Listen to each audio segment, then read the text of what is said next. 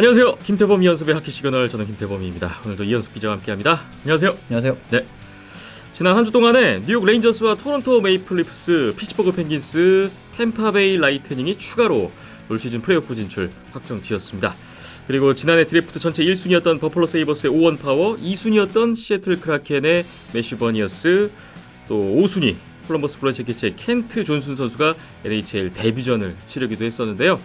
단 2주만을 남겨놓고 있는 올 시즌 정규리그 상황, 하키 시그널 27회를 통해서 지금부터 함께 살펴보시죠. 27회 출발했습니다. 오늘도 한 주 동안에 여러분이 주신 댓글 살펴보면서 이야기를 시작해 보겠습니다. 유튜브 댓글만 있고요. 마이문나님 또 댓글 주셨습니다. 오일러스는 캘거리까지 넘어서 퍼시픽 1위까지 할 가능성이 높다고 볼 수 있네요. 최근 오일러스의 상승세가 무섭네요 라고 해주셨습니다. 6연승을 달렸던 에드먼턴 오일러스에 대한 말씀 주셨고요.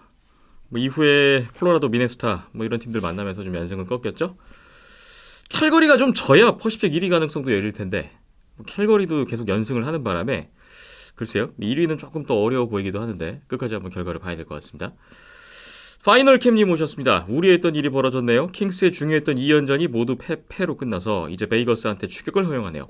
오늘 간만에 라이브로 봤는데 에드먼턴전은 계속 끌려가더니 결국 따라가질 못했네요. 연장이라도 가서 승점 1점이라도 따길 바랬는데요. 유유, 정신 좀 차려서 3위는 지켰으면 하네요. 오랜만에 킹스 프로 보고 싶네요 하셨고, 답글 또 이어졌습니다. 커피타르님, 기대치가 높아지면 내려두기 쉽지 않지만 킹스는 이미 목표 초과 달성했다고 생각하고 편하게 보고 계시다고 하는군요. 풀업 가면 보너스인 거고 아니어도 이 정도면 선방인 거죠. 대신 올 시즌보다 앞으로가 더 걱정입니다 라고 하셨더니 파이널캠님이 또 답글을 주셨어요. 사람 욕심이 끝이 없는 것 같다고. 차라리 풀업 경쟁권 아니면 그냥 맘 편히 볼 텐데 계속 달려주다 막판에 미끄러지니 희망 고문이랄까요? 흐흐흐. LA 킹스 응원하시는 두 분, 지난주에도 이렇게 의견 나눠주셨습니다. 사람 욕심이라는 게 이게 스물스물 올라와요. 기대하지 않았었지만 이왕 이렇게 된 거 좀 더 잘했으면 좋겠다, 이런 심정이지 않을까 싶고요. LA 킹스가 좀 최근에 불안합니다. 최근 좀 상대 팀들이 좀 빡빡하기도 했었는데 아무튼 LA 킹스의 플레이오프 진출 여부, 이것도 또 끝까지 봐야 될 것 같아요. 계속해서 좀 응원하시면서 지켜보시면 좋을 것 같습니다. 올 시즌보다 앞으로가 좀 더 걱정이라는 말씀은 어떤 의미일까요? 앞으로가 더 좋지 않나요? 저는 개인적으로 LA는 앞으로 더 잘 될 것만 남았다고 생각을 하기 때문에 결국 이제 세대 교체도 이제 좀 뭔가 산더미 같이 뭔가 쌓여있던 숙제들이 조금씩 해결되는 LA의 모습이기 때문에 젊은 친구들도 이제 많이 올라오고 있고, 근데 결국 이제 코피타라든가 다우디라든가 누구냐 퀵 이런 선수들은 이제 조금 있으면은 결국 이제 은퇴를 할 선수들입니다. 이제 팀을 떠나가거나 아니면은 이제 전성기가 이제 조금 이제 지나는 느낌의 선수들이기 때문에 물론 이제 아직까지 조금 더 할 수는 있지만 이런 부분이라서 이제 몇 년 안 남았다라는 거 생각을 해야 되는데 이제 그 몇 년 동안 이제 올라올 친구들이 있느냐 없느냐인데 있거든요, LA는. 그래서 별 문제가 없을 것 같습니다. 제 개인적인 생각은. 근데 올해 플레이오프는 좀 어렵지 않을까, 지금까지 흘러가는 부분을 봤을 때. 베이거스가 지금 부상자들이 거의 다 돌아왔는데 다른 팀이 됐어요.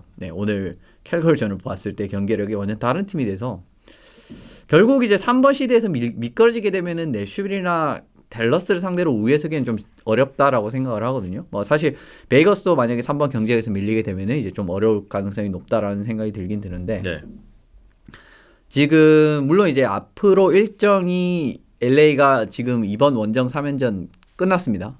콜로라도한테 이제 대패한 그 원정 3연전 끝나면서 그 다음 일정들은 그렇게 어렵지는 않은데 이길 만한 상대들이거든요. 근데 사실 LA가 올 시즌에 같은 디비전 상대로 성적이 그렇게 좋은 팀이 아니라서 이런 부분도 감안을 해본다면은 조금 더 베이거스 쪽으로 무게가 실리는 게 사실인 것 같아요. 근데 진짜 이제 이 좀 아깝게 떨어지는 부분인데 만약에 떨어지게 된다, 물론 아직 들어갈 수는 있죠. 그리고 이제 또 갑자기 에드먼턴이 부진해서 그 자리로 올라갈 수도 있는 가능성이 아예 없지는 않으니까 그래도 좀 어려워진 것 같기는 하고, 어쨌든 베이거스가 다음 경기를 이기게 되면은 위치는 바뀝니다. LA와 베이거스의 위치는. 그래서 좀 어려울 부분이 있는데 그래도 모르니까요. 아직까지는 가능성이 있다라고 이제 봐야 되는 분류이기 때문에 그래도 밴쿠버보다는 그래도 그 진출할 가능성이 조금이라도 더 높은 건 사실이거든요. 이제 밴쿠버는 어떻게 보면은 좀 반대의 위치잖아요. 그러니까 위에서 내려오는 팀이 있고 지금 밑에서 이제 치고 올라가면서 이제 그 신락 같은 희망을 이렇게 잡으려고 하는 게 밴쿠버라고 하면은 이제 LA 같은 경우에는 위에서 뭔가 이제 조금 부진해서 이제 좀 떨어지니 많이 하는 이런 느낌인데 그래도 이제 위에서 이렇게 지키는 게 밑에서 올라오는 것보다는 더 쉬운 게 사실입니다. 왜냐하면은 밑에 있는 팀들도 부진할 수가 있기 때문에 네. 베이거스라든가 베이거스나 밴쿠버는 한 번 미끄러지면 진짜 거의 끝나는 상황이에요. 근데 사실 LA는 그 정도까지는 아니거든요. 지금 상황이. 왜냐하면은 보통 이제 좀 위에서 지키는 팀들은 조금 미끄러져도 같이 미끄러져 주고 이제 밑에 팀들이 그런 경향이 어느 정도는 있기 때문에 그래서 뭐 조금이라도 더 유리하다라는 부분은 분명해서 예. 쉽지는 않겠지만 그래도 이제 좀 지키는 입장은 심리적으로 조금 더 편한 부분이 있기 때문에 좀 뭐 마음 편하게 보시면 될 것 같아요. 아직 LA 킹스가 디비전 3위 안에 있습니다. 가능성 충분하니까요. 지켜보시죠. 윤폴님 댓글 주셨습니다. 토론토 팬은 아니지만 이번 시즌 플레이오프에선 과연 토론토가 1라운드 탈락을 벗어날지 궁금해지네요. 아일랜더스 팬인데 전반기 부진 벗어나서 후반기에 아일랜더스다운 경기를 보여주면서 반등하여 5할도 넘었지만 아무래도 풀업은 희박해 보이네요 하셨어요. 토론토의 플레이오프 1라운드 통과 여부는 올 시즌에도 참 큰 관심사가 될 것 같고요. 뉴욕 아일랜더스 같은 경우는 말씀 주신 대로 후반기에는 그 시즌 전에 기대했었던 그 모습이 좀 나오면서 참 잘하고 있는데 뭐 이렇게 잘할 때 다른 팀들이 좀 페이스가 떨어져 줘야 이제 편승해서 또 순위 역전도 가능한데 상위권 다른 팀들도 계속 좋은 페이스를 유지하다 보니까 올 시즌 플레이오프는 좀 많이 어려워졌죠. 네, 토론토와 아일랜더스에 관한 말씀 잘 들었습니다. 마지막 커피타르님 댓글 보겠습니다. 이번 주말을 지나면서 풀업 윤곽이 어느 정도 나오지 않나 싶습니다. 유난히 극강스러운 팀들이 많고 그 팀들의 포스가 대단한 시즌 같아 보입니다만 다들 뭔가 허접한 부분들이 크게 눈에 들어옵니다. 누가 우승하게 될까요? 전 지금도 이상한 뜬금 우승팀이 나올 것 같다는 생각이 듭니다 하셨어요. 유난히 극강스러운 팀이라고 하면 뭐 콜로라도? 플로리다? 이런 팀들 말씀하시는 거 아닌가 싶은데요. 다들 뭔가 하나 이상씩은 좀 약점들이 있는 것 같기도 하고 이현숙 기자님도 시즌 내내 말씀하고 계시지만 뭐 콜로라도나 플로리다의 컵 우승 가능성을 결코 높게 점치지는 않는 것으로 네, 그렇게 알고 있고요. 저는 개인적으로 그 커피타르님 뜬금 우승팀 나올 것 같다는 그 말씀에 되게 공감하거든요. 저도 왠지 좀 그런 느낌을 갖고 있어서 뉴욕 레인저스 기대하고 있고 요즘에 세인트루이스 지금 눈여겨보고 있고요. 베이거스도 플레이오프 간다면 충분히 밑에서부터 치고 올라와서 한번 해볼 수 있지 않을까 그런 생각이 좀 드는데 좀 계속 봐야 될 것 같습니다. 지금 이만큼 말씀드리기가 좀 어려운 상황이라는 거 다시 한번 말씀을 드리면서 오늘 댓글 소개는 여기서 마무리해야 될 것 같습니다. 네, 좋은 의견 또 재미있는 댓글 주신 모든 분들께 감사의 말씀 드리겠고요. 또 다가올 한 주 동안에도 많은 참여 부탁을 드리겠습니다. 각 디비전별로 지난 한 주 어땠는지 디비전 하나씩 살펴보는 시간입니다. 오늘 우리나라 시각으로 4월 15일 금요일 경기 종료 기준으로 순위표 봅니다. 동부 컨퍼런스 메트로폴리탄 디비전부터 출발합니다. 1위 캐롤라이나 허리케인스가 가장 중요했던 경기였죠. 디비전 1, 2위 대결 뉴욕 레인저스전 승리했습니다. 그 승리로 선두 수성에는 한숨 돌렸는데 오늘 디트로이트전 지면서 나머지 경기들은 결과가 쏙 좋지 않았어요. 4경기 2승 2패했던 한 주였습니다. 2위 뉴욕 레인저스는 오타와전 승리하면서 플레이오프 진출 확정 지었는데요. 이후에 캐롤라이나전 패배로 선두 탈환에는 실패했지만 이후 필라델피아전 승리, 선두와 거리 유지가 됐습니다. 레인저스 최근 페이스가 또 좋아서 메트로폴리탄 1, 2위 싸움은 여전히 우리무중인 상황인 것으로 보입니다. 3위 피츠버그 펭귄스 볼까요? 4연패에 빠졌다가 내슈빌전 연장승으로 4연패를 끊었죠. 시드니 크로즈비 선수 연장 골든골 이 골로 통산 1400포인트 달성하는 경기였어요. 이후 뉴욕 아일랜더스전 홈앤홈 2연전 1승 1OT를 하면서 플레이오프 진출 확정 지었습니다. 예브게니 말킨 선수가 그 크로스 체킹으로 4경기 출장 정지 징계를 받는 일도 있었습니다. 4위는 워싱턴 캐피털스인데 피츠버그 보스턴 상대로 2경기 연속 재역전승 거뒀고요. 4연승까지 이어가다가 오늘 토론토전 지면서 연승은 중단됐습니다. 5위는 뉴욕 아일랜더스고요. 캐롤라이나전 승리. 3피리어드 종료 직전에 아주 극적인 결승골 터졌던 경기였습니다. 이후 세인트루이스전 졌고 피츠버그전 홈앤홈 2연전 가졌는데 1승 1패로 마쳤습니다. 6위 콜럼버스 블루제키츠는 지난주에 2경기만 치렀는데요. 디트로이트, 몬트리올 상대로 모두 승리를 했습니다. 켄트 존슨 선수, 지난해 드래프트 전체 5순위 선수였죠. 계약했고 데뷔를 했어요. 뉴저지 데블스 7인데요. 댈러스전 역전승으로 6경기 만에 승리 추가했고 이후 2경기 1승 1패를 했습니다. 7, 8위가 또 한 번 바뀐 메트로폴리탄 디비전이네요. 8위는 필라델피아 플라이어스인데요. 애너하임, 워싱턴, 뉴욕 레인저스에게 내리 3연패를 당하면서 다시 디비전 최하위로 내려앉았습니다. 큰 변동은 없어요. 메트로폴리탄 디비전. 하지만 지금 1, 2위 싸움 계속 가고 있고 피츠버그와 워싱턴도 아직 모르겠습니다. 3, 4위 어떻게 될지. 메트로폴리탄 디비전 오늘은 어느 팀에 대해서 살펴볼까요? 네, 레인저스가 아무래도 이야기를 좀 해야 될 것 같아요. 이제 사실은 지금 레인저스 같은 경우에는 1위도 지금 노려볼 수 있는 지금 위치까지 올라오게 됐죠. 사실 이제 지난 경기 잡았어야 되는 경기였는데 그 경기를 결국 지고 말았는데 그래도 아직까지 희망이 있는 상황입니다. 오늘도 이제 디트로이트한테 발목이 잡히는 이제 캐롤라이나가 이런 상황이 있었기 때문에 지금 가능한 상황인데 지금 결국 이제 레인저스가 잘 되고 있는 가운데 또 이제 또 눈에 띄는 자원들이 있죠. 이제 지난주 제가 이제 코비라든가 이렇게 새로 영입한 자원들도 잘 돌아가고 있다라는 부분은 말씀을 드렸는데 네. 크리스 크라이더 선수입니다. 요 선수가 올 시즌 지금 75경기에 50골을 넣었어요. 네. 개인 통산 처음입니다. 50골 이상을 넘긴 시즌은. 그 전까지는 30골 30 플러스 시즌도 한 시즌도 없었습니다. 물론 페이스대로 갔다면 지난 시즌은 한 시즌이 이제 나올 수가 있는 상황이었거든요. 근데 지난 시즌 또 단축 시즌이었고, 그 다음에 그 전 시즌도 이제 코로나 때문에 이제 그 중간에 이제 시즌이 풀로 치러지지 않았잖아요. 그걸 이제 감안을 해도 사실은 30골 플러스 시즌이 한 시즌도 없었거든요. 네. 그런 부분에서도 이 올 시즌 사실은 좀 레인저스가 초과 달성할 수 있는 요인 중에 또 큰 이유 중에 하나는 저는 크라이더 선수의 활약이라고 생각을 합니다. 이 선수가 지금 리그에서 가장 많은 파워플레이 골을 넣고 있거든요. 리그에서 가장 많습니다. 1위입니다. 25골. 네. 이 부분이 있고 그 다음에 결승골도 10골이나 넣고 있어요. 물론 이제 오늘 경기 기록은 반영이 되지 않은 부분인데 이것도 이제 공동 1위였습니다. 오늘 드라이자이트 선수가 아마 결승골을 넣어서 이게 이제 뒤바뀔 수는 있는데 그 정도로 지금 최고의 골잡이의 면모를 보여주는 모습이거든요. 게다가 파워플레이에도 이 정도의 힘을 실어준다라는 부분 자체도 지금 레인저스의 올 시즌에 어떻게 보면은 기대보다 훨씬 더 좋은 모습을 보여주는 그 한 축에는 사실 이제 크라이더 선수가 있다라고 봐야 됩니다. 네. 근데 이게 문제는 포스트 시즌까지 이러한 모습이 보여줄 수 있는 것인가? 라는 부분이에요. 그러니까 포스트 시즌에도 이 정도의 미친 득점력이 나올 수 있는 것인가? 라는 부분이죠.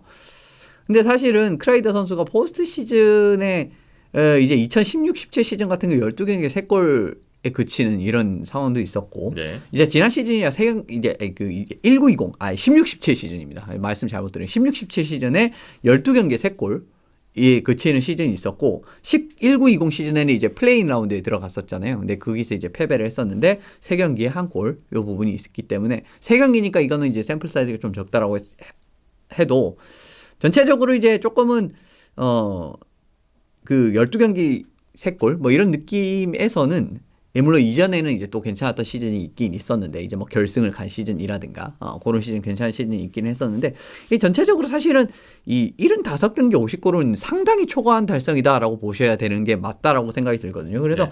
이 크라이더 선수의 이 화력이 이제 그 유지가 될 것인가 포스트 시즌까지 이게 이제 굉장히 큰 관건이 될 것 같고요.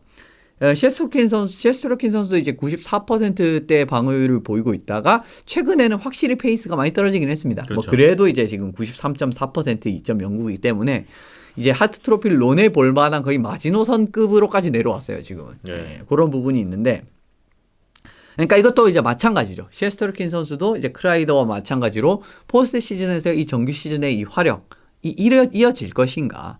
요 부분을 결국 생각을 해봐야 되는데 좀 불안 요소가 그러니까 레인저스는 어느 정도는 있다라고 봐야겠죠. 아무래도 좀 기대를 훨씬 초과한 그러니까 예를 들면은 평소에도 한 40골 정도 득점하는 선수가 올해 이제 50골이 된 거랑 평소에 이때까지 한 시즌도 30골 이상 득점하지 못했던 선수가 올 시즌 50골을 넣은 이거랑 조금 의미가 다르다라고 봐야 되거든요. 네. 그래서 이 부분에서의 변수가 어떻게 이 레인저스 포스트 시즌에 작용을 하는지, 만약에 이제 크라이더가 이제 조용해지기 시작을 한다면은 올 시즌 레인저스는 현재 로스터 기준으로 30골 이상 득점한 선수가 아직까지 한 명도 나오지 않은 상황입니다. 네. 그렇게 되면 전체적으로 이제 경기의 흐름을 바꿀 수 있을 만한 이런 득점원에 대한 기대치가 굉장히 떨어질 수가 있다라는 거거든요. 그 부분이 큰 변수로 작용할 수가 있기 때문에 갤런트 감독이 혹시나 이제 크라이더가 막혔을 때 뭔가 이제 대비책을 뭔가 만들어낼 수 있을지. 아무래도 이제 포스트 시즌이 되게 되면 수비적인 부분에서 훨씬 더 이제 타이트한 경기를 펼치기 때문에 기대만큼 또 골이 안 나오는 경기가 나올 수가 있거든요. 이제 그렇게 되게 됐을 때는 또 어떤 그 계획으로 경기 운영을 하게 될지 이런 부분도 플레이오프라든가 한번 지켜보시면 좋을 것 같습니다. 레인저스가 올 시즌에 기대 이상의 좋은 성적을 거두는 데에 있어서는 말씀 주신 대로 두 선수 이상의 여러 선수가 그동안 보여주지 않았던 모습 이상의 모습 보여주고 있기 때문에 그런 것이 아닐까 생각이 드는데 이제 관건은 플레이오프에서는 또 보여준 게 없는 선수이다 보니까 플레이오프에서 그대로 이어질 수 있을 것인가. 이 부분은 좀 물음표로 남아있다고 볼 수가 있겠군요. 메트로폴리탄 디비전 먼저 살펴봤는데요. 상위권 4팀 플레이오프 진출은 거의 사실상 확정 지은 상황에서 또 한 주 지켜보도록 하겠습니다. 다음 동부 컨퍼런스 애틀랜틱 디비전으로 넘어가 보겠습니다. 1위 플로리다 팬서스가 버펄로와의 경기 1대3으로 뒤지다가 4대3. 이것도 3피리어드 종료 직전에 극적인 역전 결승골 터지면서 승리를 했고요. 이후 내슈빌과 애너하임도 잡고 최근 8연승을 달리고 있습니다. 최근 11경기 10승 1패인데 최근 20경기로 확대해도 17승을 하고 있어요. 동부 1위면서 이제는 리그 전체 1위 콜로라도와의 승점 차도 크지가 않습니다. 2위는 토론토 메이플 리프스입니다. 몬트리올전 승리하면서 플레이오프 진출 확정지었고요. 이후 버펄로에게 졌지만 오늘 워싱턴전 7대3 대승을 거뒀습니다. 토론토 역시 최근 10경기에서 8승인데 보스턴, 템파베이와의 2, 3, 4위 경쟁에서 지금 우위를 점해가고 있어요. 3위는 템파베이 라이트닝으로 바뀌었습니다. 버펄로전 승리로 2패 2OT 후에 5경기 만에 승리를 했는데 이후에 댈러스전 졌고 오늘 애너하임전은 재역전하면서 연장승했어요. 오늘 애너하임전 승리로 플레이오프 진출 확정지었습니다. 템파베이가 최근 성적이 썩 좋은 건 아닌데 일단 지난주보다는 3위로 한 단계 올라섰고요. 이렇게 되면서 보스턴 브루인스가 4위로 내려갔습니다. 템파베이와의 맞대결에서 보스턴이 연장승을 했어요. 그러긴 했지만 이후에 워싱턴, 세인트로이스의 경기에서 2경기 연속 재역전패를 당했고요. 오늘 오타와전 2골 차에서 또 역전패를 당했습니다. 3경기 연속 역전패, 최근 3연패의 보스턴이 지난주 좀 안 좋아지면서 4위로 내려앉았고 거의 대등했던 2, 3, 4위 경쟁에서 이제 조금 뒤처지는 입장이 됐습니다. 5위는 디트로이트 레드윙스입니다. 오늘 캐롤라이나전 3대0 승리가 눈길을 끌었고요. 지난 한 주 3경기 1승 1패 1OT였습니다. 6위는 버펄로 세이버스인데 플로리다전 2골차 지키지 못하고 역전패했죠. 템파베이에게도 졌고 하지만 토론토전 승리로 3연패는 끊었습니다. 오늘 세인트루이스전 또 졌어요. 어려운 상대들과의 좀 연전이 있었던 지난주였고요. 4경기 1승 3패했습니다. 지난해 드래프트 1순위 오원 파워 선수와 계약을 했고 토론토전에서 오원 파워 선수 NHL 데뷔했습니다. 7위는 오타와 세나터스입니다. 뉴욕 레인저스 위니펙에게 연패를 기록한 후에 디트로이트와 보스턴 상대로는 연승을 기록했던 한 주였습니다. 8위는 몬트리올 커네이디언스고요. 토론토, 위니펙, 콜럼버스 이 3경기 모두 패했고 지난주 3연패를 기록했던 몬트리올이었습니다. 네, 플로리다가 계속해서 1위로 달리고 있고요. 8연승입니다. 대단하죠. 토론토, 템파베이, 보스턴의 이 2, 3, 4위 경쟁이 지금 계속 주목되는 상황인데 자, 지금 한 주 지났는데 좀 차이가 나기 시작했어요. 토론토가 앞서가고 있고 템파베이가 3위로 올라왔고 지금 보스턴이 내려앉았습니다. 아니 보스턴이 제일 유리하다고 지난주까지 예상을 해주셨는데 예상 밖으로 지금 보스턴이 처지는 모습이 나왔어요. 이유가 있습니다. 이유가 있습니다. 파스트리아크 선수랑 린돌롬 선수가 빠진 이후에 보스턴이 예전의 힘을 보여주지 못하고 있습니다. 근데 이건 당연한 거예요. 왜냐하면 이 선수들은 제가 언급을 드렸던 1라인에 어떻게 보면은 그 맥커버의 그때 파트너를 찾았다라는 부분에서의 그 1라인 수비에서의 핵심이라고 하는 린드홀름, 그리고 2라인이 좋아졌다고 말씀을 드렸죠. 그 홀 선수와 하울라 선수와 이제 조합이 좋았던 파스트리아크 둘 다 빠졌습니다. 굉장히 어떻게 보면 최근에 그 보스턴의 원동력의 핵심적인 선수들이었거든요. 그 2명 선수들이 빠지니까 경기력에서 당연히 좋지 않은 그러한 움직임이 나오게 됐고 그 과정에서 지금 많은 패배가 이어지고 있네요. 지금 어떻게 보면 이 선수들이 4월 5일부터 이제 좀 결정하기 시작을 했는데 1승 3패입니다. 그 뒤로부터 그런 부분이 있고 파워플레이에서 지금 5경기 오늘 경기를 제외를 하면은 5경기에서 한 골도 못 넣고 있었던 상황이었습니다. 네. 이런 부분. 콜럼버스, 디트로이트, 템파, 워싱턴, 세인트루이스 상대로 파워플레이 한 골도 넣지 못하고 있었습니다. 누가 없죠? 파스트리앙크가 없잖아요. 그 파워플레이에 강했던 보스턴이 그렇죠. 좀 이렇게 됐어요. 예, 파스트리앙크도 없는 부분이 있고, 그리고 이제 맥커보이 선수를 파워플레이 이제 포인트 수비수로 기용을 하는 부분에서의 맥커보이 선수가 이제 물론 이제 전반적으로 굉장히 이제 그 유려한 경기를 많이 하긴 합니다만은 파워플레이에서의 이제 파워플레이 슬랩샷 같은 부분, 포인트샷 강력한 부분을 이제 붙일 수 있는가라는 의문은 사실 예전부터 조금씩 들기는 했었거든요. 그래서 이제 예전에 이제 그리즐리그를 썼던 적도 많았었고, 그 네. 캐시디 감독이 물론 이제 그때는 저는 이제 그 맥커보이를 쓰는 게 조금 더 낫지 않는가라는 이제 그런 의견을 제시하기로 했습니다만 결국 이제 맥커보이도 써보니까 그 정도의 이제 충분한 느낌은 아니다라는 부분인 것 같아요. 그러니까 컨텐더급 팀의 파워플레이를 이끌어 나갈 만한 포인트샷을 가지고 있지는 않은 것 같습니다. 네. 그래서 전체적으로 지금 파워플레이가 굉장히 좋지 않아졌거든요. 게다가 오늘 같은 경우에는 스페셜팀에서 이제 그 파워플레이, 상대방에게 파워플레이 2골 허용을 했어요. 그래서 이제 전체적으로 이제 스페셜팀 같은 부분에서도 오타와 같은 팀에게 약점이 노출이 될 정도로 이제 페널티 킬링 유닛 같은 부분에서도 전체적으로 지금 스페셜팀이 좀 흔들리는 부분도 있고 파워플레이 골을 이제 넣을 만큼 못 넣어주다 보니까 전체적인 득점력도 당연하게 자연스럽게 하락을 하는 모습을 볼 수가 있습니다. 네. 그렇게 되기 때문에 지금 경기력이 좋지 못하다라고 말씀을 드릴 수 있을 것 같고, 뭐 전반적으로 워싱턴전이라든가 이제 뭐 세인트루이스전이라든가 이 좀 석패 같은 느낌이거든요. 아주 그렇게 점수 차이가 많이 나지 않는. 그래도 어쨌든 패배는 패배고, 오늘 오타와전도 3대2로 패배를 2대3으로 패배를 하는 부분에서 한 점 차 패배라는 부분. 그러니까 이게 결국은 이제 파워플레이 같은 부분에서 득점을 원래는 아주 쉽게 만들어내고 따라붙는 팀인데 그러한 힘이 지금 보여줄 수가 없는 상황이기 때문에 아무래도 자연스럽게 지금 보스턴이 어려운 포지션으로 들어가지 않았는가라는 생각이 들고, 이런 그림이라고 한다면은 아마 보스턴이 지금 이제 템파도 역전하기가 쉽지가 않을 거예요. 지금 3점 차입니다. 그죠? 3점 차가 되고 이런 부분이 있기 때문에, 그렇다고 지금 토론토라든가 템파베이가 최근의 경기력 자체가 물론 이제 템파는 좀 왔다 갔다 할 때가 있긴 있는데 마냥 연패를 하는 팀은 아니거든요. 요 두 팀의 그냥 절대적인 전력을 감안을 해본다면은. 네. 그러한 부분도 지금 이제 그렇다고 이제 보스턴이 경기 소화수가 적지도 않아요. 그러니까 다 똑같아요, 지금. 경기를 치른 숫자가 토론토, 템파베이, 보스턴이 모두 똑같기 때문에 경기 수에서 이점도 없단 말이에요. 그런 부분도 지금 보스턴이 더 어려운 상황으로 가는 게 있다라고 생각이 들고, 이렇게 되면은 플레이오프 1라운드에서 캐롤라이나를 만나게 될 가능성이 굉장히 커졌는데, 예. 뭐 레인저스가 될 수도 있겠죠. 근데 오히려 이게 뭐 전화위복이 될 수도 있겠다라는 생각이 들긴 들지만, 그동안 이제 보스턴이 또 캐롤라이나 뭐 지난 플레이오프라든가 이럴 때 만났을 때 뭐 괜찮은 모습을 많이 보여줬기 때문에, 그래도 뭐 사실은 보스턴도 예전 보스턴 같은 느낌은 사실은 요 최근에 좀 덜 드는 부분도 있어서, 네. 보스턴도 사실 3위가 하고 싶기는 할 텐데 지금 와일드카드 1번으로 좀 굳어지는 그런 모양새인 것 같습니다. 예. 지금 토론토를 따라잡게 되면 좀 많이 벌어진 감이 있고요. 자, 보스턴이 지금 정규리그 막판에 지금 좀 암초를 만났는데, 자, 이 위기를 또 어떻게 극복해 나가야 될지 봐야 될 것 같습니다.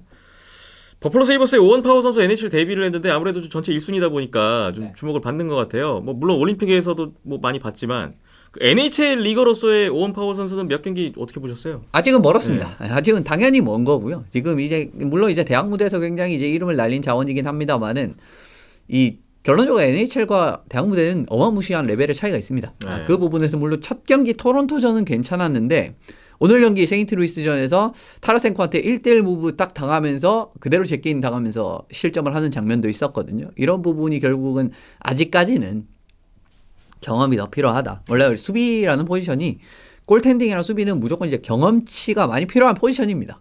그래도 장차 이제 달린 선수와 함께 이제 버펄로 수비진의 핵심으로서 끌고 갈 자원임은 뭐 분명한 자원이기 때문에 조금 더 뭐 보시면 좋을 것 같습니다. 그렇군요. 동부 컨퍼런스 애틀랜틱 디비전까지 살펴봤습니다.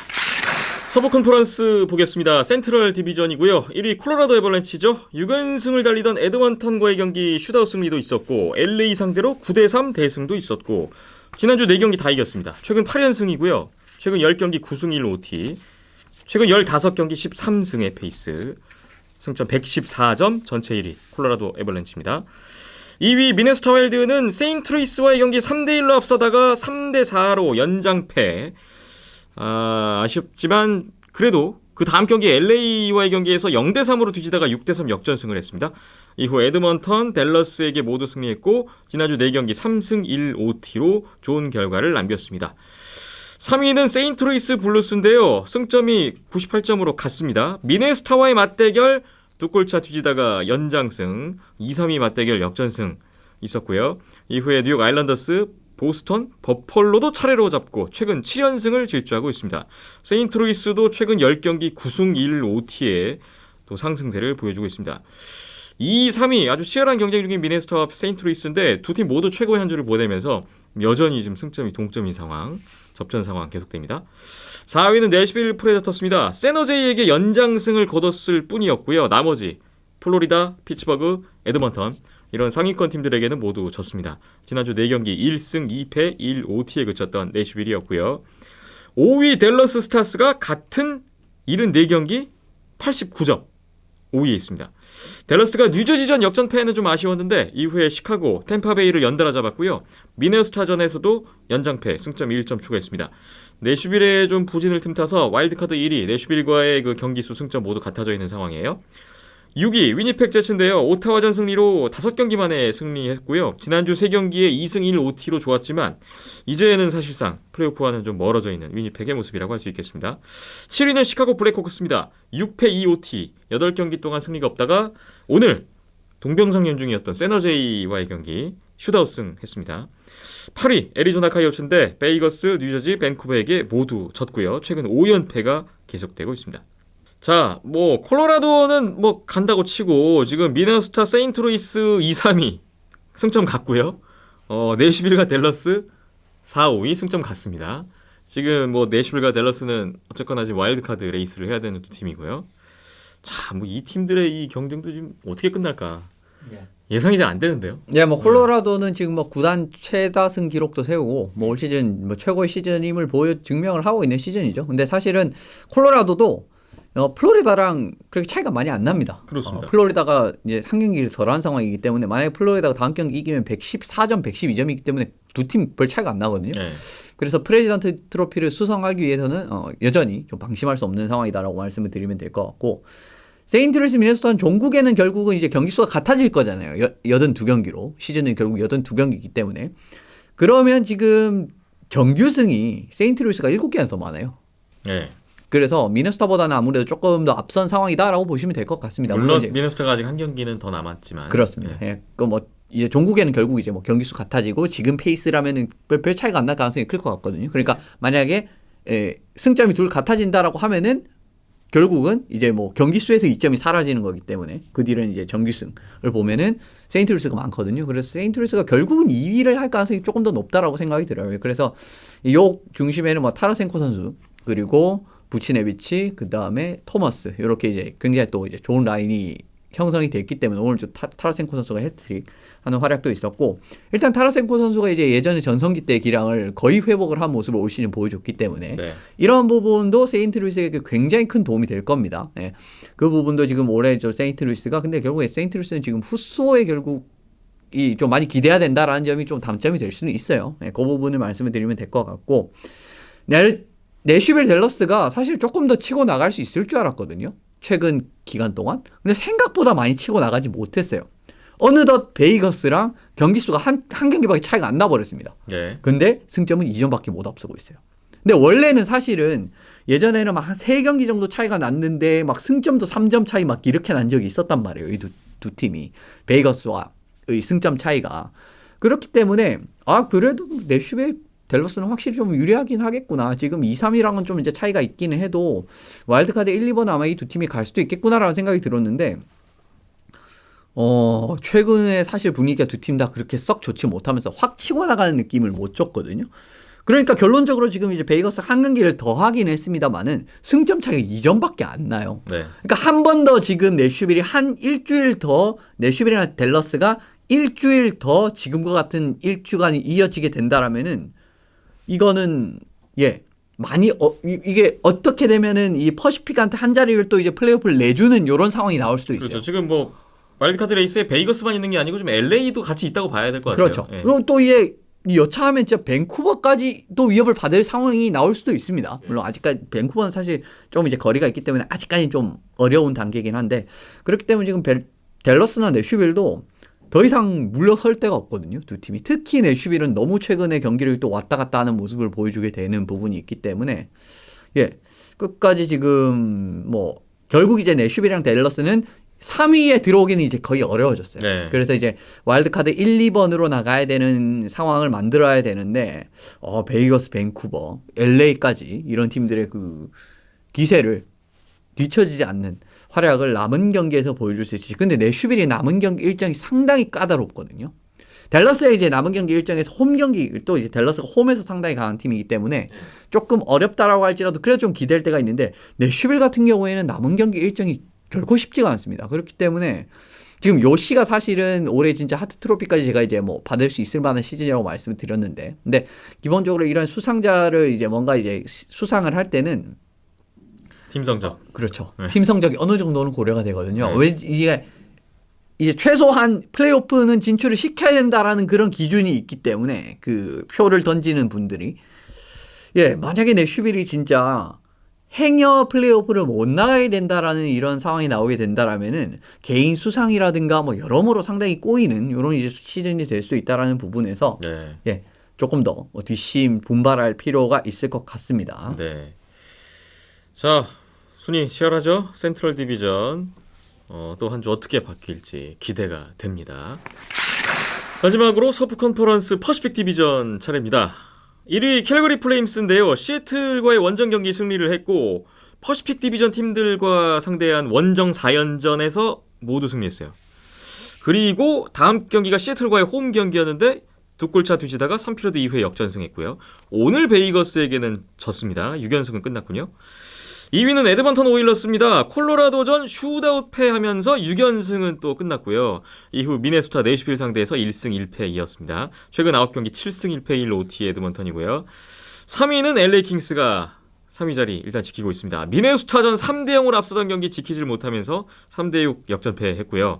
시카고전 승리로 3연패는 끊었지만 이후에 콜로라도의 경기 3대9로 또 대패를 했어요. 최근 5경기 1승 4패인데 계속 좀 불안한 행보를 이어가면서 지금 플레이오프 진출 경계선에서 아주 아슬아슬한 위치에 있는 LA입니다. 드류 다우디 선수는 남은 시즌 복귀 무산됐다는 소식이 있었습니다. 4위가 베이거스 골든나이츠입니다. 애리조나전 승리했고요. 밴쿠버전 연장패 했는데 오늘 6연승 달리던 캘거리를 6대1로 잡았어요.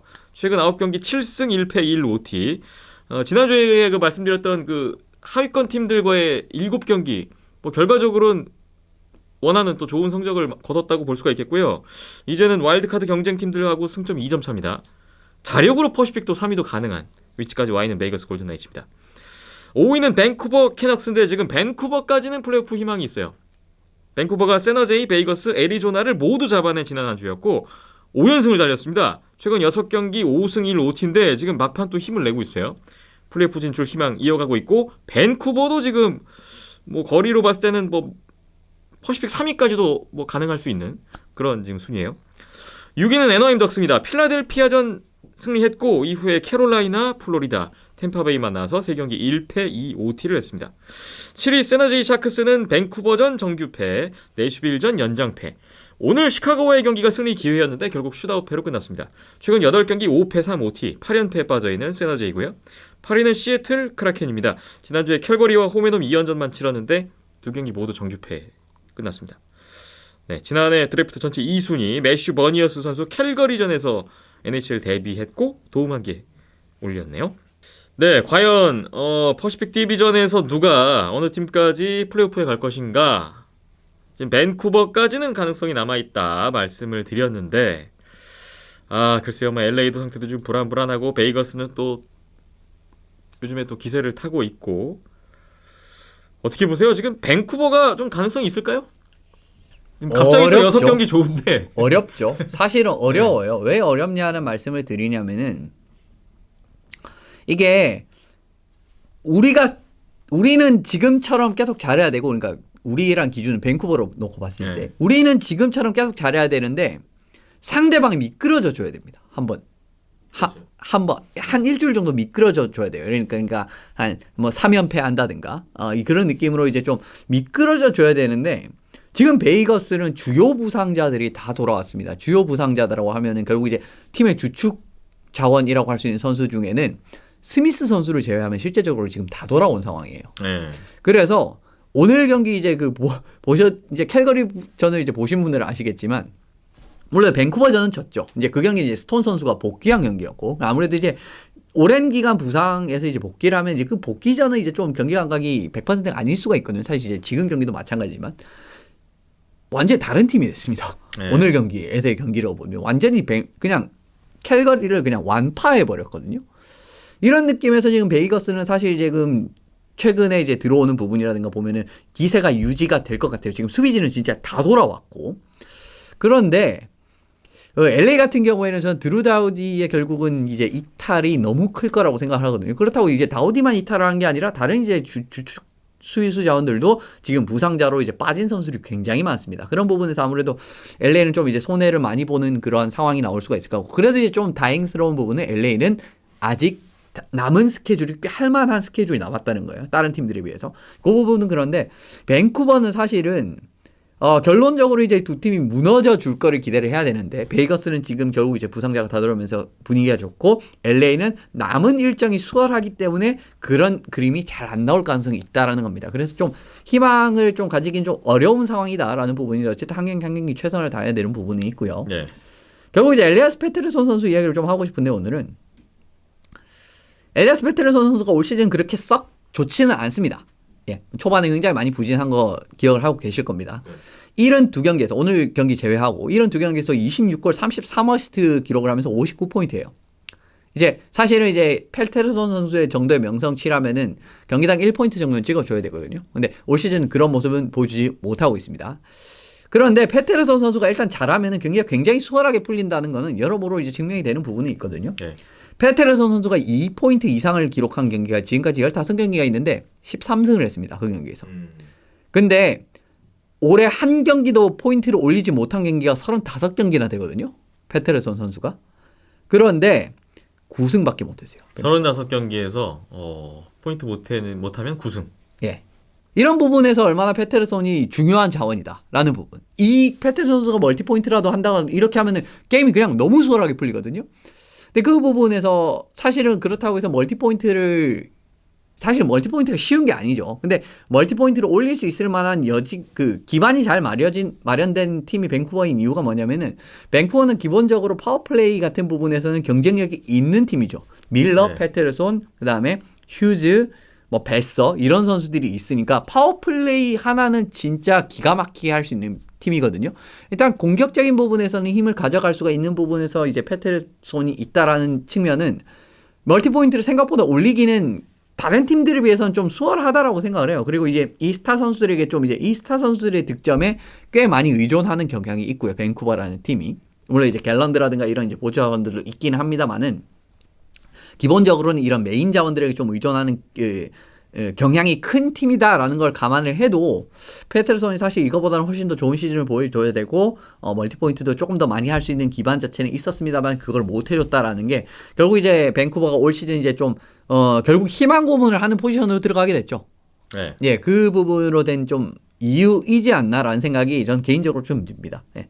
그래서 좀 많이 아쉬운 시즌이 될 것 같고 결국 이렇게 되면 밴쿠버가 제가 그때 이제 그 감독 교체했을 때 아주 그렇게 큰 희망을 가지고 있었을 때 기억을 많이 하실 겁니다. 그러니까 미디어라든가 굉장히 큰 기대를 많이 했었어요. 브루스 부드로 처음에 부임을 한 다음에 뭐 계속 연승하고 앉으니까 야 이거 완전 딴 팀 됐는데 완전 이거는 최고의 팀이 된 것 같은데 이런 이야기 많았거든요. 네. 근데 제가 그때도 우려 삼아서 말씀드린 부분은 좀 성급하지 않은 올 시즌 좀 띵킹을 하고 내년 시즌을 바라보는 게 좀 좋지 않았다. 왜냐하면은 지금 감독 교체를 해서 좋아진 거는 분명한데 이거는 진짜 맥시멈 잘 나가봐야 플레이오프 막차권이다라고 말씀을 드렸었어요. 예. 그때 지금 딱 그런 느낌이죠. 근데 여차하면은 못 나가는 그림까지 나가게 된다라면은 올 시즌 애매하게 뭔가 변화를 깨가지고 좋은 느낌으로 가게 된 게 결국 끝에는 독이 될 수가 있다는 거예요. 올해 만약에 시원하게 탱킹을 했다면 물론 이제 중간에 보실 때는 이제 좀 깝깝하고 답답하고 짜증 나실 수는 있겠지만은 리턴이 꽤 괜찮게 들어올 수가 있잖아요. 그리고 올해 좀 성적이 안 좋다라고 하면은 트레이드 마감일 같은 부분에서도 좀 더 적극적으로 움직이면서 셀러리 캡이라든지 이런 부분을 훨씬 더 비울 수 있는 상황을 만들 수가 있었는데, 예. 그런 부분에서 결국 좀 이제 우려했던 결과가 나오는 것 같아서, 예, 전체적으로 밴쿠버는 좀 아쉽기는 합니다만은 그래도 어쨌든 이렇게 되면은 플레이오프라도 나가 봐야겠죠. 그게 지금은 더 노려야 현명한 되는 선택이죠. 입장이 되버렸잖아요. 그렇죠. 그렇기 때문에 남은 경기 좀 뭐 전력을 다해야 될 필요가 있고, 근데 사실 그것도 쉽지가 않다는 점. 그러니까 우리가 지금 사실 이런 앞서도 동일한 부분 말씀을 드리면 우리가 지금 이런 그 흐름을 그대로 가져간다라고 해도 남이 미끄러져 줘야 되는 걸 기대를 해야 되는 지금 이 상황 자체가 사실 낙관을 하기는 어려운 위치임은 분명합니다. 그러니까 지금 이렇게 희망을 이어갈 수 있는 것도 LA가 좀 주춤하다 보니까 또 밴쿠버는 이기고 있고 이러다 그렇죠. 보니까 좀 네. 희망이 이어지고 있는 것도 있는 것 같고요. 애너하임이 이렇게 올 시즌 성적에 대해서 내려놓았듯이 밴쿠버도 좀 그러지 않을까 했는데 밴쿠버가 좀 그런 입장은 또 아니게 되는 그렇죠. 바람에 아니게 됐죠. 네. 자, 이게 지금 밴쿠버가 이게 희망 고문인 것인지 또 계속 봐야 될 것 같아요. 남은 일정도 보면은 댈러스가 한 번 있고요. 그리고 미네소타 원정, 캘거리 원정 있고 LA랑 한 번 있고 에드먼턴이랑 한 번 경기가 있거든요. 그러니까 남은 일정도 그렇게 쉽지가 않아요. 물론 이제 그 중간에 오타와라든가 시애틀 같이 이렇게 좀 어떻게 보면 좀 약한 팀이 있긴 있어요. 잡을 수 있을 네. 만한 팀이. 근데 전반적으로 일정도 사실 쉽지가 않은 측면이 있기 때문에, 게다가 지금 댈러스도 조금 최근에 부진한 모습을 보이게 되면서 좀 발등에 불이 떨어진 상황이잖아요. 그런 부분까지도 예. 좀 아주 긍정적인 그런 그 기대는 좀 하기는 어려운 상황임은 분명합니다. 네. 자, 서브 컨퍼런스 퍼시픽 디비전 오늘은 밴쿠버 캐너스에 대한 이야기를 좀 자세히 나눠봤습니다. 딱 2주 남은 정규리그, 네, 저희도 좀 관심 있게 보고 있는데요. 함께 즐겨주시면서 또 다양한 이야기, 또 경기 감상평, 후기 부탁을 드리겠습니다. 하키 시그널 27회, 이번에는 토론토 메이플리프스의 오스턴 매슈스 선수의 소식 준비했습니다. 토론토 선수로서 득점 신기록 행진이 계속 이어지고 있어요. 예, 대단하죠. 지금 사실 매슈스 선수는 제가 이제 시즌 중간에는 드라이자이틀보다 그렇게 나은 시즌인가라는 부분에 대한 의문을 던진 적이 있었는데, 지금 시점에서는 사실은 이제 또 뭐 근속 우위라든가 우위로 놓을 수 있을 것 같습니다. 뭐 오늘도 이제 뭐 드라이자이틀 선수가 헤트트릭을 기록을 하면서 네. 또 이제 좀 추격을 하는 부분이 있긴 있었는데, 지금 그래도 페이스 같은 부분은 예사롭지가 않은 페이스가 나타나고 있어요. 오스턴 매슈스 선수가. 지금 득점 부분에서만큼은 뭐 눈길이 갈 수밖에 없는 그렇습니다. 지금 행보예요. 대단합니다. 네. 진짜 지난 50경기에서 51골을 넣었다는 게, 이게 진짜 말이 쉽지 경기당 한 골 넘게 넣었다는 거 아니에요. 예. 이런 부분은 진짜 대단하다라고 말씀을 드릴 수 있을 것 같고, 4월 9일 날 몬트리올전에서 2골 기록을 하면서 직전 50경기 이렇게 이제 이전 50경기에서 51골을 기록을 하는 최근 이런, 신경기에서 51골이죠. 그렇습니다. 예. 이런 대단한 활약을 선보였었습니다.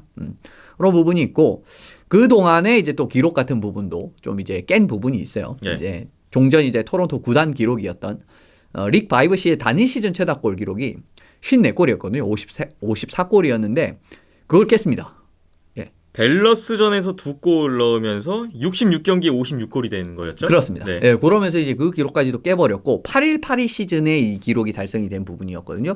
근데 그 기록을 깨는 이제 이런 좀 의미 있는 부분도 만들어냈죠. 그러니까 진짜 토론토 메이플리프스 구단 역사상 최고의 골잡이의 칭호를 그냥 얻게 된 겁니다. 이 역사 깊은 토론토 구단에서. 그렇습니다. 예. 근데 의외로 이제 제가 좀 놀랐던 거는, 의외로 토론토에서 50골 이상 득점한 선수의 명단이 생각보다 적어서 그 부분이 좀 놀라긴 했었는데, 그래도 네.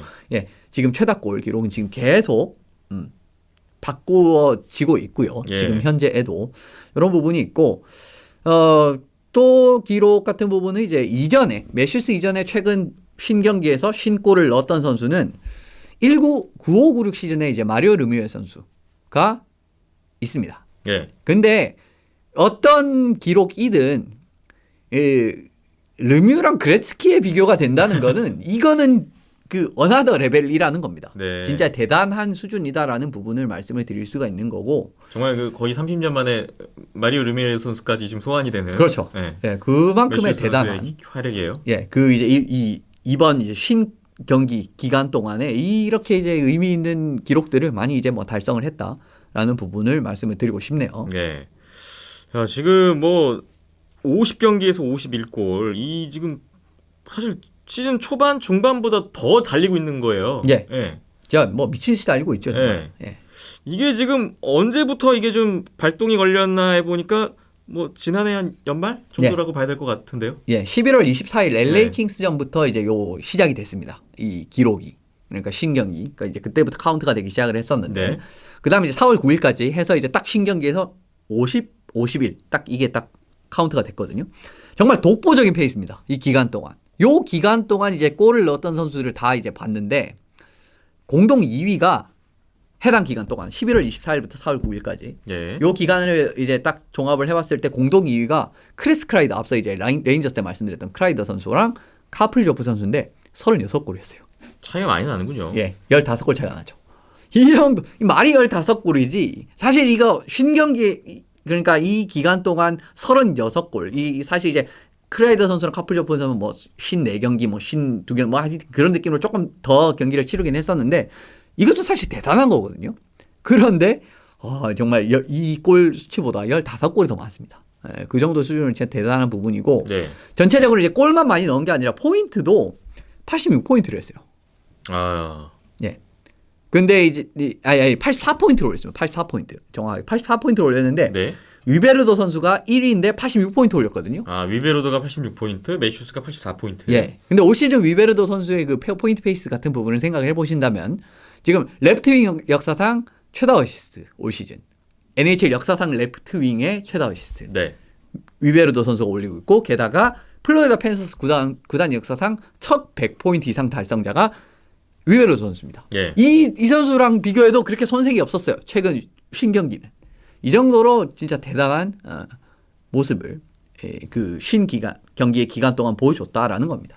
오스턴 매슈스 선수가 지금 이제 오늘은 또 팀이 7골이나 넣었는데 골은 안 나왔는데 현재 58골이거든요. 네.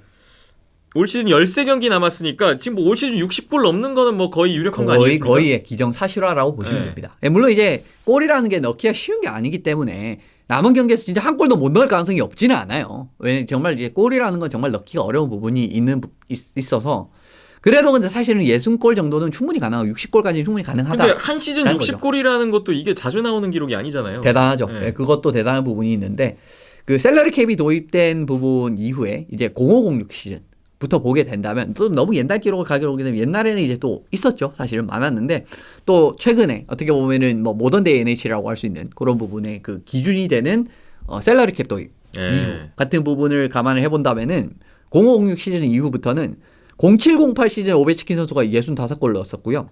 그다음 스탠코스 선수가 60골을 1112 시즌 이렇게 기록을 했었습니다. 이렇게 이제 60골 이상 득점한 선수가 2명밖에 없었어요. 최근 15년 동안 2명뿐이었다. 이 정도에서도 매슈스가 진짜 올 시즌의 득점이 정말 이거는 대단하다.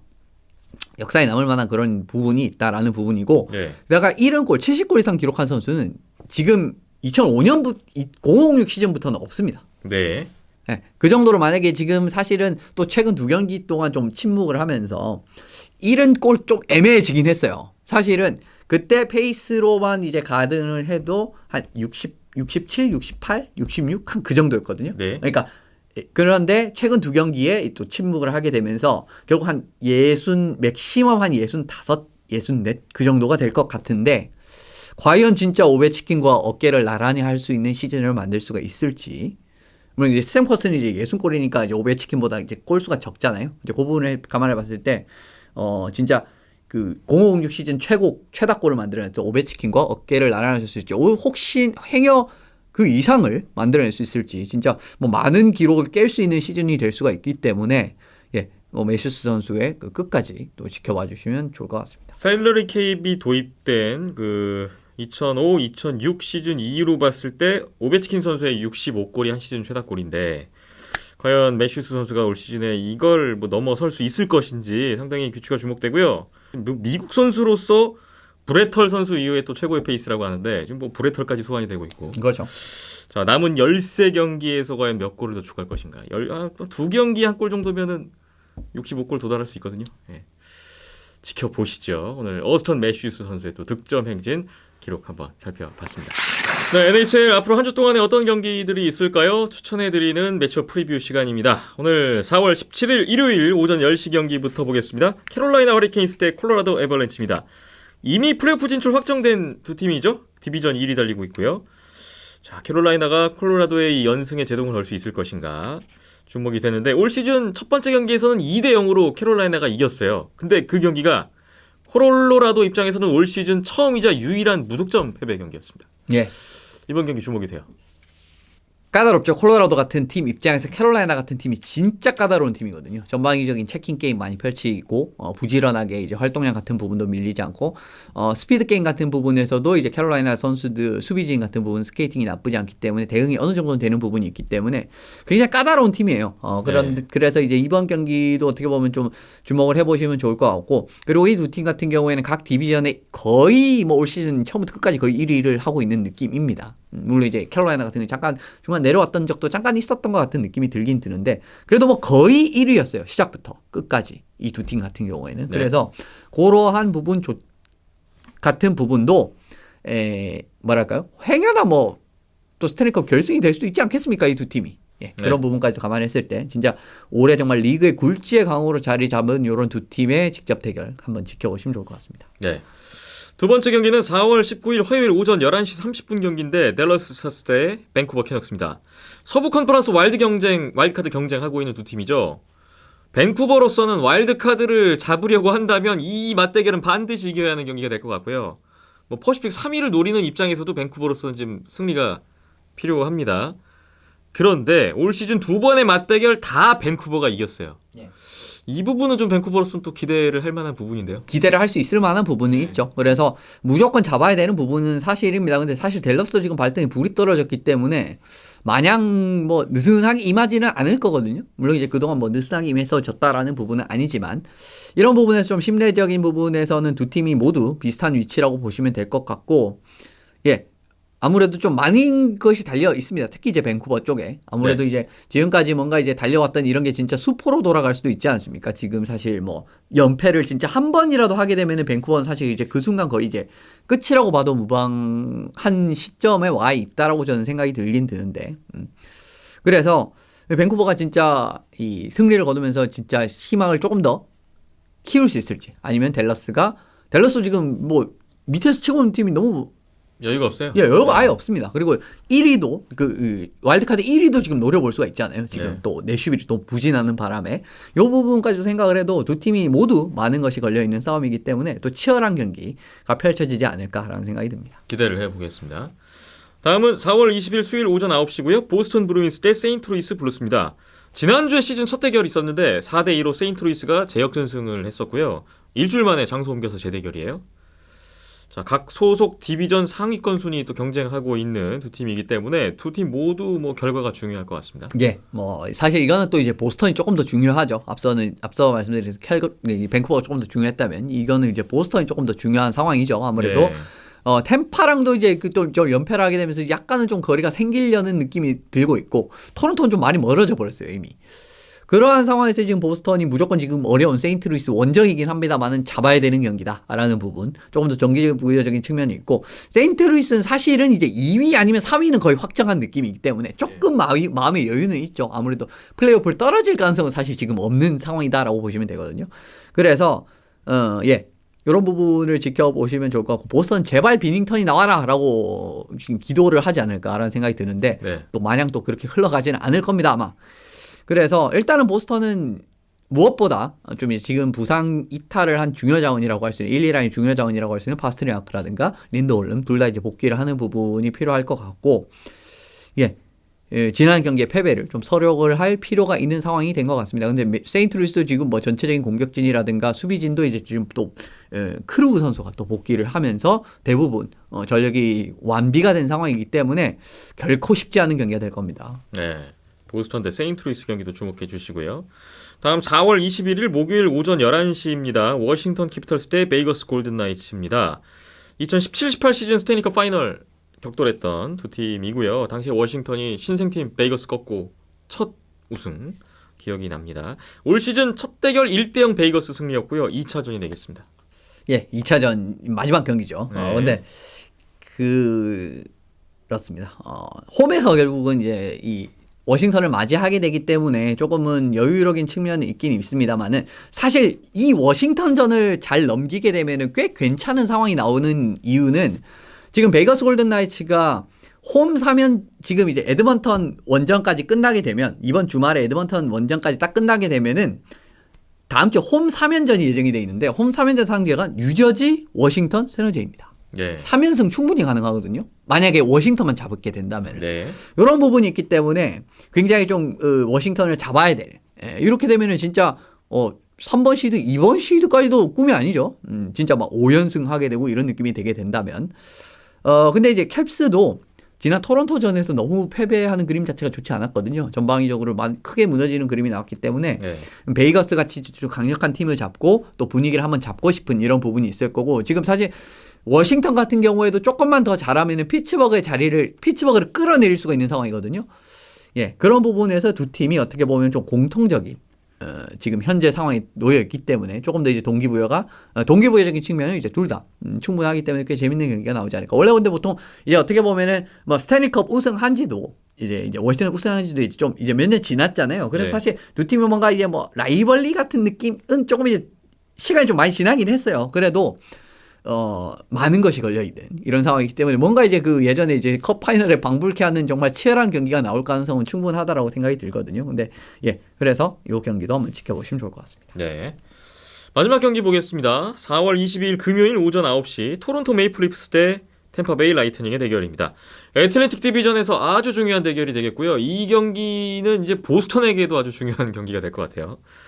시즌 3차례 이미 맞대결을 펼친 바가 있는데 토론토가 연장승 포함해서 2번 이겼고 템파베이가 1번 이겼습니다. 올 시즌 4번째 대결입니다. 예, 그래서 템파가 이기면 동률이 되겠죠. 네. 결론적으로는. 근데 예, 사실 두 팀이 이제 승점이 지금 4점이 차이가 나는데 요 경기를 잡아버리면은 템파베이가 가능성이 있죠. 2위 가능성. 예, 그러니까 굉장히 이제 그 거리가 생각보다 더 많이 좁혀지게 될 수 있는 상황이 나올 수가 있는 거죠. 네. 그래서 템파 입장에서도 굉장히 중요한 경기이고 사실 토론토는 만약에 이 경기를 잡게 되면 거의 이제 2위는 확정적인 포지션으로 갈 가능성이 높다라고 생각이 듭니다. 근데 템파가 또 최근에 지는 경기 같은 느낌도 굉장히 꾸역꾸역이기는 오늘 이제 뭐 애나하임전 같은 부분이라든가 이런 부분에서 좀 끈질긴 경기력이 살아난다는 부분은 이런 좀 끈질긴 컬러를 가진 팀에게 약간 약점을 노출하는 토론토 입장에서는 조금 까다로울 수가 있거든요. 지금 시점에서 템파베이 경기력이 올라오기 시작을 한다라는 부분은. 네. 그래서 이제 조금은 껄끄러울 수가 있는데 예, 그래도 뭐 토론토는 올 시즌 뭐 지금 뭐 플로리다라든가 보스턴이라든가 템파를 상대로 모두 뭐 괜찮은 상대 전적에서 괜찮은 모습 보여주고 있기 때문에 뭐 마음 자체는 좀 편하게 임할 수 있지 않을까라는 생각이 들고요. 네. 보스턴 입장에서 생각을 해본다면은 최악의 결과는 두 팀이 모두 승점을 가져가는 결과.